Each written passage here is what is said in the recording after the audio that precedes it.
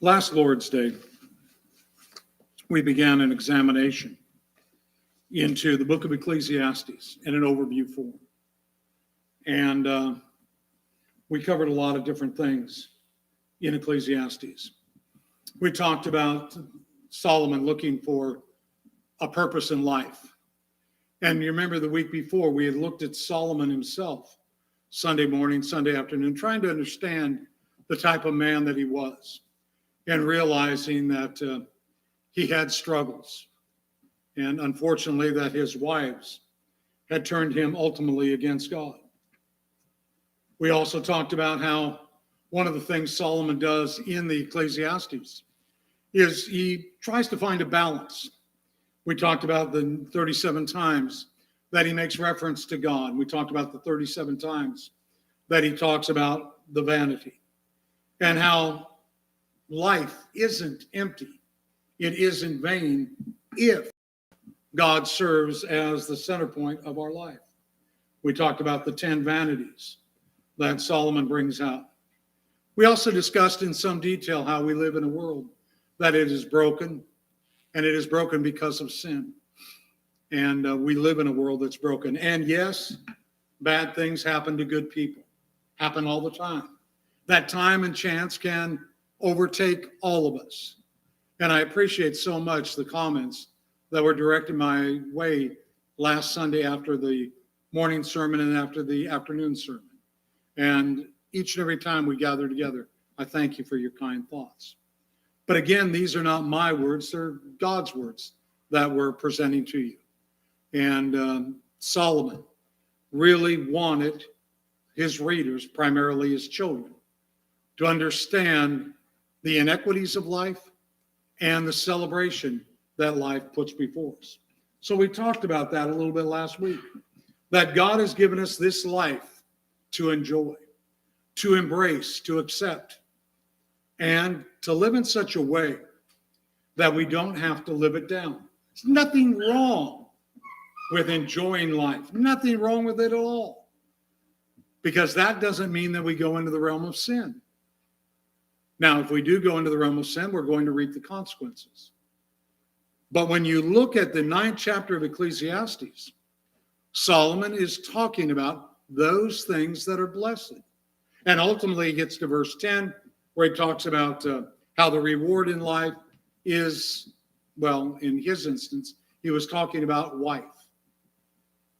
And we realize that that is a reward in life. And it shouldn't only be looked at it from the standpoint of the male, but that the female should look at her husband as being a reward, a trophy, as it were. And now I realize you're going, well, Bruce is married. He's been married longer than forever. And poor Linda has to look at him as a trophy husband? What kind of contest did she enter that she got him as the trophy? And there should have been the drum roll, but a double bump. And Ricardo should have done that immediately. Anyways. But that's exactly what we have. That our spouse is a trophy. It is a blessed gift that we have from God. I'm very fortunate, truly fortunate. And so Solomon talks about all of this. He has provided us with goodness. He has provided us with beauty beyond compare that we can enjoy and drink in and do not have to go into the realm of sin. Well, that brings us to where we are this afternoon. In Ecclesiastes 7 and verse 14, Solomon does a lot of comparisons in that 7th chapter. He talks about in the day of prosperity and in the day of adversity. And he again comes back to the fact that life is filled with highs and lows. And we have to find that balance. And it is incumbent upon us to begin to realize that it is within our grasp to look at life in a totally different way. So go into the book of Ecclesiastes. And I want us to go into the 11th chapter. And in that 11th chapter, what we find is Solomon again dealing with life. He's beginning to come to a conclusion. And he's talking to young people in chapter 11. And he's building toward 12, where he gets really morose. and he talks about the aging process. And basically, he talks about, well, the inequities of it. I saw a really great cartoon the other day that seemed to encapsulate life in a picture. And what it showed was a little guy, a little young man, probably about Isaiah's age.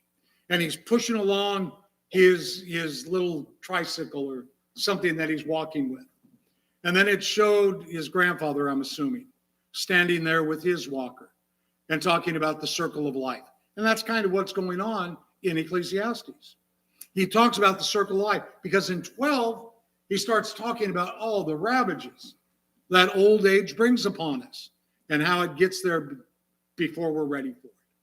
But look at Ecclesiastes 11 and verse 8. Indeed, if a man should live many years, let him rejoice in them all, and let him remember the days of darkness, for they shall be many. Everything that is to come will be futility. Embrace life, celebrate it, enjoy it, and have a proper mental outlook toward it. That's all he's saying. Now, if you go into the book of Proverbs, he does the same thing there. In Proverbs, the 3rd chapter. I think you can see it on the overhead. Yeah, 3rd chapter. And go down into verse 13.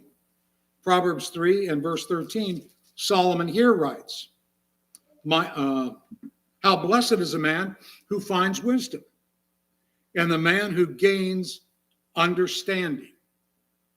That's what we want to do. We want to figure out a lot of things in life. Then look at verse 18. And he personifies wisdom.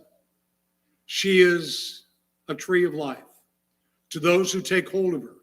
Happy are those who hold her fast.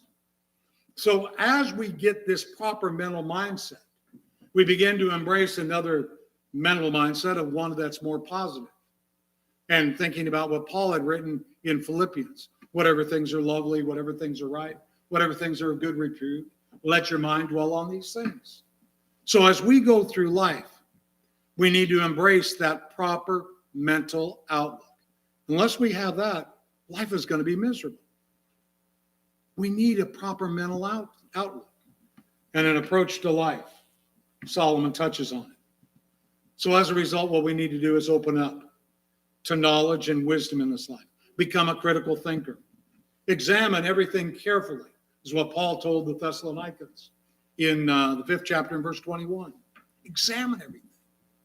Look at everything. I'm toying with an article for our little bulletin that basically deals with how chocolate is really good for you. And it really is. Joy's nodding her head in agreement. But I'm going to be able to find stuff that tells you it's really good for you. There's no doubt in my mind I will. But by the same token, I can go on the internet and find out where it's a terrible thing. No matter what you do, you can find justification for whatever. If you want to find out where coffee is good for you, you can find it. You want to find out where coffee is bad for you? It's there too. Everything you want's there. You can find justification. My point is simply this, and Solomon's as well. You're responsible for the decisions and the choices you make. So what you need to do is you need to be pragmatic, and you need to examine everything carefully. Just because you read something on the internet doesn't mean it's right. It doesn't. Last night we had a phone call from somebody who is been caught up with all sorts of things that's going on in the world. And everything that's read on the internet is something this person grabs onto, believes. And it is clouding everything this person does and all that he does. And it's taking him away from where he needs to be, from the direction, from the focus that he needs to have in life. So when Solomon talks to his son, talks to his children here in Ecclesiastes, he's saying, I really want you to examine everything. Look at chapter 8 of Ecclesiastes, verse 1. Who's like the wise man and who knows the interpretation of a matter? A man's wisdom illuminates him, causes his stern face to beam. I've got it figured out. I know what it's about. I've got it, and I understand. And that's what we want. That's what we long for. Look at the second chapter of Ecclesiastes. And at verse 12, Solomon said, I turn to consider wisdom, madness, and folly. For what will a man do who will come after the king except what has already been done? And I saw that wisdom exceeds folly, as light exceeds darkness. The wise man's eyes are in his head, but the fool walks in darkness. And yet I know that one fate befalls them both. So what's Solomon trying to get us to understand? What's he trying to have us grasp? Well, with this knowledge, we're going to be able to then face and understand every other aspect of life. Now, a lot of those things we've already touched on, whether when we were looking at Solomon or in the early stages of this lesson last Sunday. We already touched on all this. But now Solomon goes into some other areas. He said, once you have wisdom, you're going to be able to see life in a different vein. And a lot of us complain about work.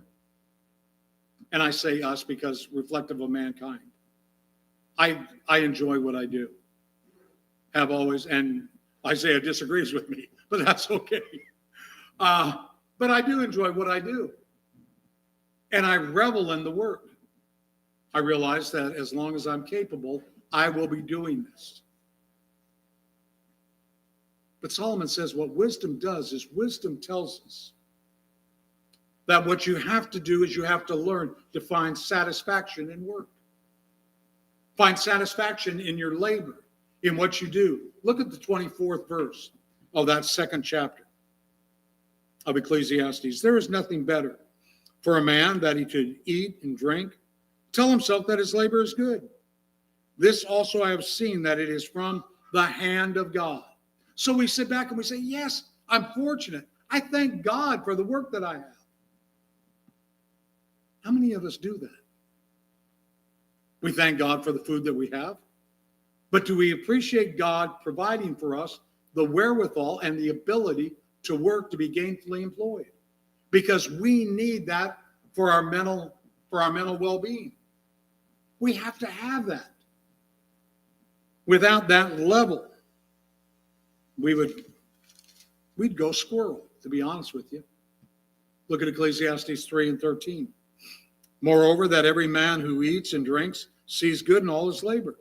It is the gift of God. Thanks be to God that we have a job. That when you go out into the parking lot, if Austin has his truck out there and you see a shopping cart in the back, Austin needs to be appreciative of that fact.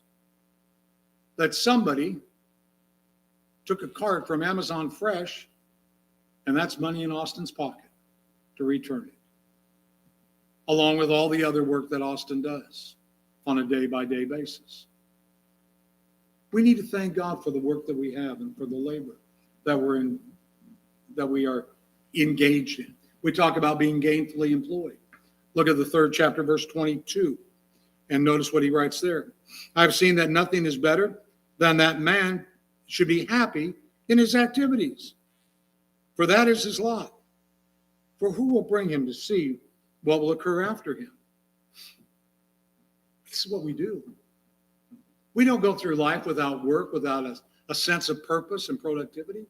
We need it. I remember when Aaron Courier would come and he would talk about he'd go crazy at work. And I'd say, why? He goes, I work at Disney. And they play the Snow White and Seven Dwarfs, and they play this and they play that. And the music's driving me mad, I say. But whistle while you work. It's kind of what Solomon is saying here. And Aaron, I know, was teasing, I think. But yeah, whistle while you work. Enjoy it. And savor in what you're able to do. Find contentment. Find satisfaction in what you do.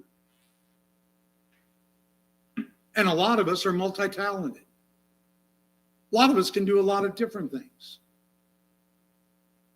And by having those skill sets, we are able to provide for our family. We need to thank God that we have that skill set. I know I've told you before what I've all done in my preaching to supplement our income. Before I became a preacher, I had a skill set that was there and in place that I could go back and rely on. We all have that which we can do. We all try to better ourselves, always.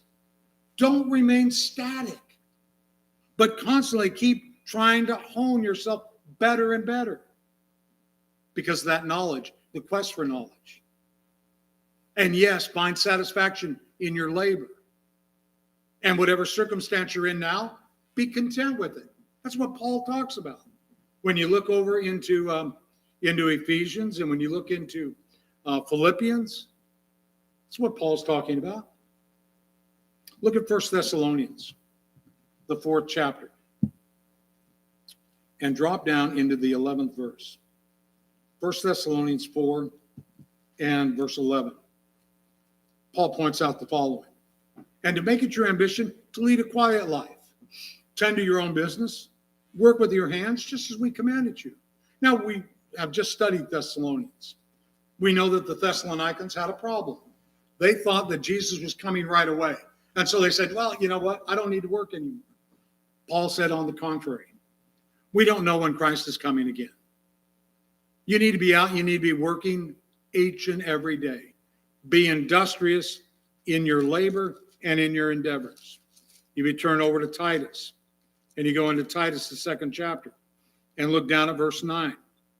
Urge bondservants to be subject to their own masters in everything, to be well-pleasing, not argumentative, not pilfering, but showing all good faith, that they may adorn the doctrine of God, our Savior, in every respect. We're exemplary in our stewardship. We realize that while we may work for this person, our real servitude is back to God. So when Solomon talks about these things relative to contentment and employment, it again comes back to the matter of how we view things in a totality. In Ecclesiastes 5 and verse 12, Solomon talks about, you know what, it's great at the end of the day, paraphrasing here, but it's great at the end of the day to be able to go to bed and say, you know what, I've done the best I can. I did everything I could do. Tomorrow's another day. The rest of a job well done. There's nothing better than that. And Solomon talks about it. And how you can live with yourself. And it doesn't matter what you do. It doesn't matter if you're washing dishes in a bowling alley or whether you're a CEO. You always do your best. And you rest satisfied that you have done your best. But you're also, based on the knowledge, you're trying to improve because you have a responsibility to your family. You're content with what you have, yes. You have satisfaction in your labor, but you also have a desire as a child of God to be the best you can be. Solomon is touching on that in Ecclesiastes. I really like this quote of George Carlin. George Carlin is not a godly man, was not a godly man at all. Yet some of the things he said had wisdom. Trying to be happy by accumulating possessions is like trying to satisfy hunger by taping sandwiches all over your body. I like that quote because, again, it comes back to the idea of the vacuous nature of materialism. Solomon talks in the 2nd chapter and verses 1 through 11. Vanity of vanities, all is vanity. And Solomon goes basically stating in those verses, I've been there, I've done that. I've done it all. I mean, I've collected this. I built that.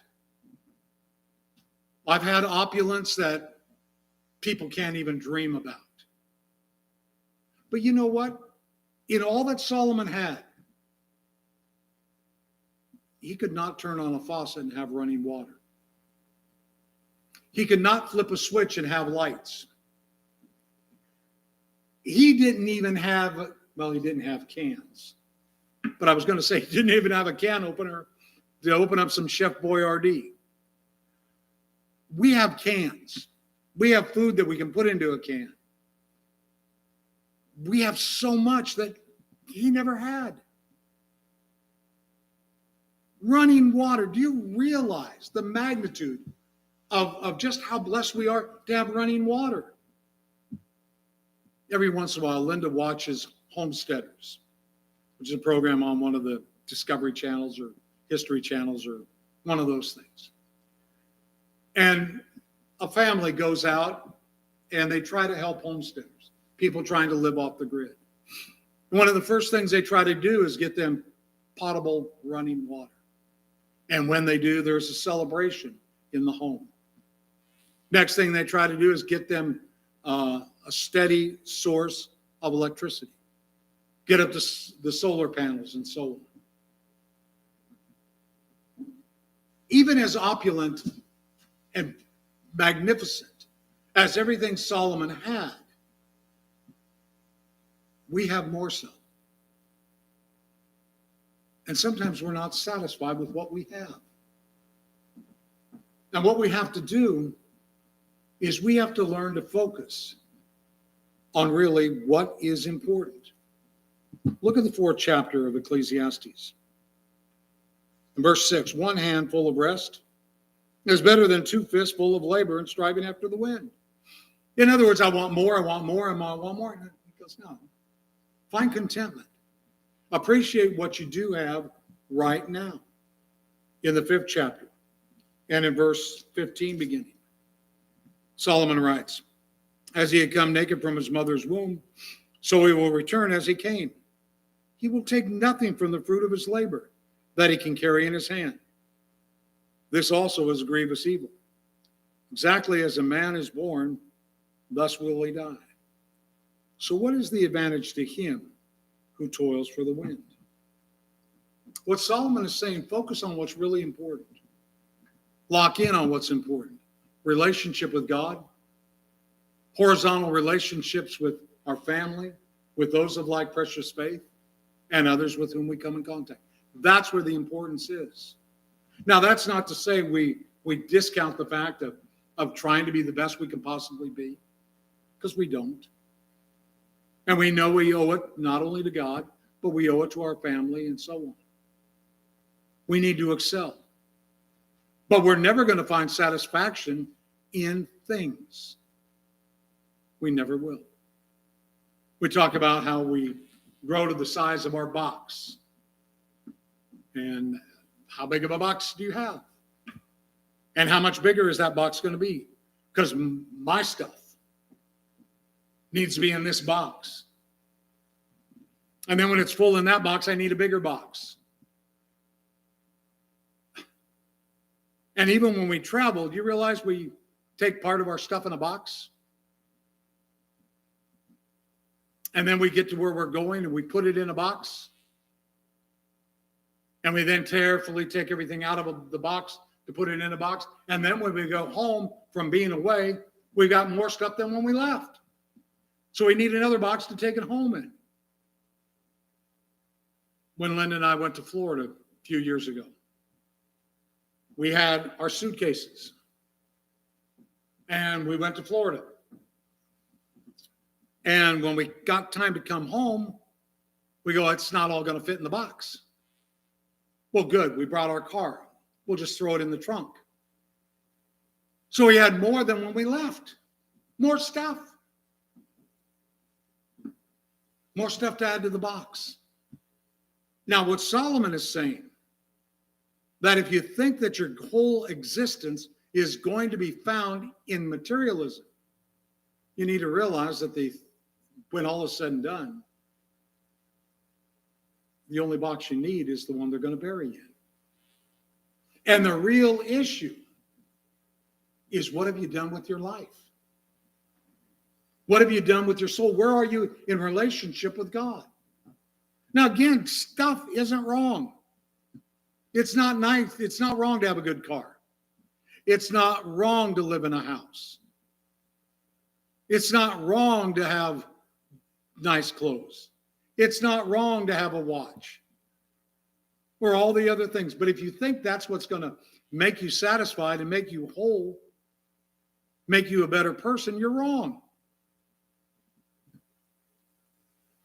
Solomon talks about balance and structure. And he also talks about focus on what's important. Because a lot of people do accumulate a lot and are miserable, not happy at all. Then they're worried about all that they have. And what the sad thing is people that are metaphorical collectors. And they become so enamored with their collection. And I'm not talking about collection of Matchbox cars or whatever, because we were talking about that at lunch. But individuals being hoarders. I have a friend who's a hoarder. Oh, he won't admit that he's a hoarder, but he is. And everything is valuable to him. Everything. And when I used to live in proximity to him, I'd ask him, what good is that? Well, there's value there. I can't let go of it. Why not? It's mine. And I will not let go of it. Okay. What about this? No, it's got value. You can't walk through the areas because everything has quote unquote value. And I realize that's an extreme. But that's sometimes what we do. So Solomon touches on it. And, we're talking millennia ago that Solomon writes. And yet we have the same problem today because man doesn't change. And that's why Ecclesiastes stands the test of time. Notice also what Solomon touches on. He touches on a wide variety of different issues of life. So after he talks about contentment and about the emptiness of materialism, he gets into a little just rapid fire aspects of what life is about. And he basically says, you know what? In this life, you're not alone. Don't go through life alone. Ecclesiastes 4 and verse 9 down through 12. Two are better one because they have a good return for their labor. But if either of them falls, the one will lift up his companion. But woe to the one who falls when there is not another to lift him up. Furthermore, if two lie down together, they keep warm. But how can one be warm alone? And if one can overpower him who is alone, two can resist him. A cord of 3 strands is not quickly torn apart. He's talking about we need one another. Same thing that Paul talks on in 1 Corinthians, the 12th chapter. In Ephesians, the 4th chapter, verses 14, 15, and 16. He talks about banding together and how each one supports and complements one another in their endeavors. Like it or not, I need you and you need me. That's important for us to keep in mind. And Solomon says you can't go through life alone. You don't want to, because no one is an island unto himself. We need one another. In Ecclesiastes, the 5th chapter, there's going to be injustice. There's going to be oppression in the world. And I think it's funny because when he's the king over a united kingdom. Look at verse 8 of Ecclesiastes 5. If you see oppression of the poor and denial of justice and righteousness in the province, do not be shocked at the sight. For one official watches over another official, and there are higher officials over them. Solomon, you're king. Can't you correct this? Can't you correct the injustice and the oppression? It's going to happen. We live in a day and time where we're rather caustic. And we talk about the injustice and the oppression. And we talk about things, and, well, at lunch we were talking about the pandemic. Talking about, well, why don't we have therapeutics? And why don't we have this? And why don't we have that? And somebody brought up and said, well, it's our leaders, our politicians are invested in these various things. And one of them watches over the other, and they never really reveal the truth, and on it goes. Well, that's been what mankind has talked about for all these years. That there is this inequity that goes on in life. And Solomon says, don't be shocked by it. It happens. We don't like it, but it is part of life. In Ecclesiastes 7, verse 21, here's a shocker. And what it says is, do not take seriously all words which are spoken, lest you hear your servant, cursing you. Guess what? People are going to talk about you. They're going to say mean and cruel things about you sometimes, and sometimes not so mean and cruel. Recently, I saw a picture of Ricardo, the stock photos you did years ago. And it was one where Ricardo was acting out like an angry, vengeful man. And somebody had superimposed over it what he was theoretically saying. I hate Christians. I hate people who follow the Bible. And I saw that. And then there was another picture of a woman who was rebutting what theoretically Ricardo was saying. So I saw that, and I wrote back to the person who posted it. And I said, I know the person in this picture. I don't believe he would ever say anything like that. He is a member where I preach. His father is a preacher in Italy. Don't put words into his mouth. He is an actor. That's not what he feels. I felt sorry for Ricardo when I saw that. I felt the need to defend him. But then I remembered this passage about people. It goes with life. It goes with life. And all of us need to rise above it. And all of us need to live our life that we are under a microscope. And people are going to say unkind things about us. I was really incensed, though, when I saw that picture. Because I know you somewhat. Maybe mystically, magically, you can use your magic and remove it from the internet. I tried. I couldn't do it. But people are going to talk about you. All of us are going to face death at some time. None of us are going to escape it.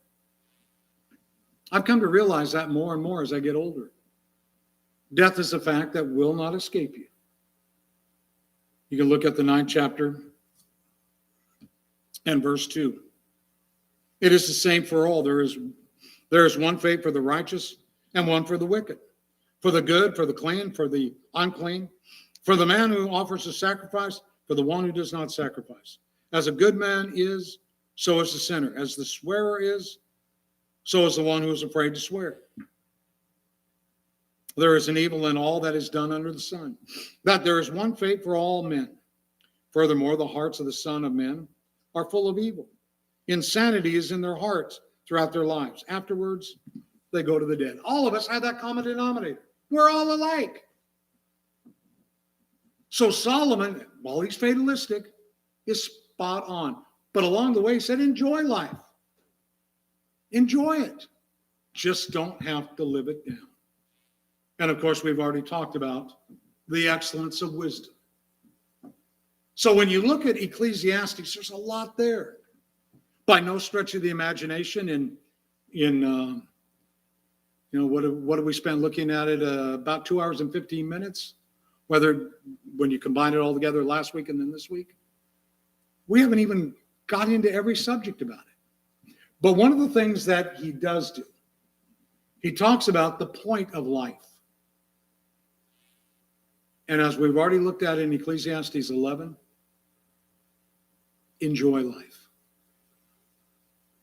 Some people think that to be a Christian means you don't have any enjoyment in life. And you go around looking at life dour and like you've been weaned on a dill pickle. That's not what life is about. Yes, one day there will be an accounting. One day. And if you have balance in your life, and you know where you place God in the equation of all things, then truly you figured it out. Tracy Chapman sang a song many years ago. A great song. All you really have is your soul, is the gist of the song. When you boil everything down, that's all you have. This shell that is me is not me. This shell that I walk around in and I use for ambulation is not who I am. Who I am is inside. And when I die, this life, this body, will be no more. It'll have served its purpose. But that which is inside will continue on.